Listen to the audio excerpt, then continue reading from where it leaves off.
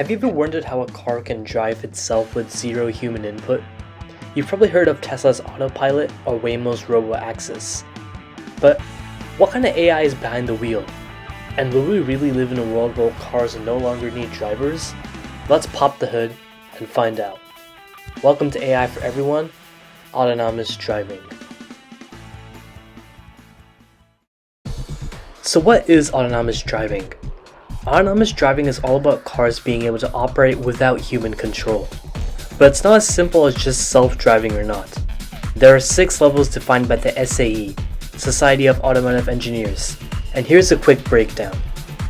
So level 0 is no autonomy, you're doing everything. Level 1 is some assistance, like adaptive cruise control. Level 2, the car can steer and brake, but you must stay alert. 3, the car drives by itself but might ask for your help.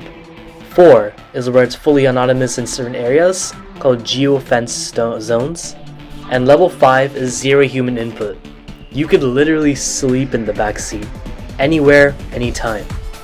Right now, most of the cars on the road are stuck on level 2. They need your attention at all times. But companies like Waymo and Cruise are testing level 4 robo-access in select cities. So now that we've seen these levels of the cars, how do these self-driving cars even work? How can a car see the world and make decisions in real time? Let's break it down. So first of all, we have the sensors and perception. Think of the car like a superhuman. It's got cameras to detect signs, lane lines, and other cars. LiDAR, like laser-based echolocation, creates a 3D model of the environment. Radar is great at detecting the speed and distance of objects, even in rain or fog. And ultrasonic sensors help with close-range things like parking or lane changes. 2. Localization. The car figures out where it is using GPS, wheel data, and even things like road markings. Kinda like how you use Google Maps but on steroids. 3. Mapping.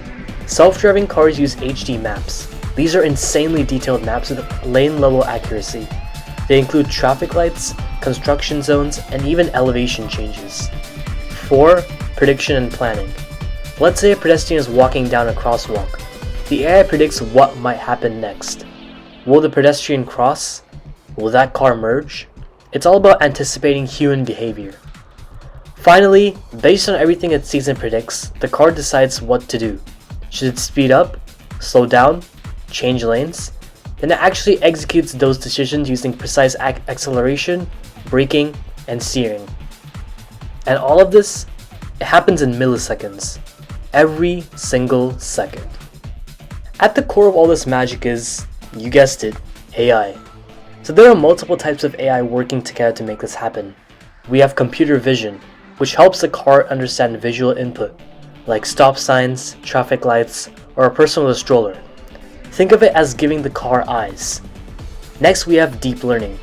There are several neural networks within the car which power these self-driving cars, and they're trained on millions of driving hours. The more it sees, the smarter it gets, similar to what machine learning is. We also have reinforcement learning. Some companies use this to help their cars learn by trial and error. Basically, if you brake too hard here, next time do it smoother. We also have sensor fusion AI. This combines all the data from LiDAR, radar, cameras into one clear, reliable picture of the environment. And well, it doesn't even stop there. Companies like Tesla collect real-world driving data from millions of drivers to improve their models every day. It's like the cars are part of a global driving school. But it's not all perfect. Edge cases are still a huge problem.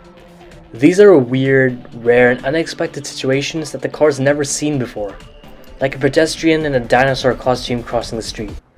Yeah, that's actually never happened. And also there are some ethical dilemmas that come within this. What happens if the car has to choose between hitting a pedestrian or crashing into a wall? That's a serious moral debate. And finally, regulations and trust can be a huge issue. Governments still don't fully know how to regulate these cars.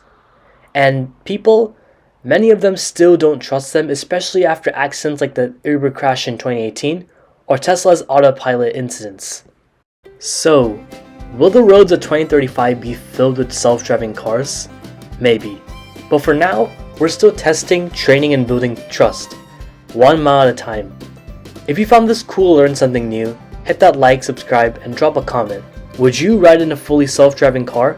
Until next time, stay curious, stay driven, and as always, this is AI for everyone. Peace out.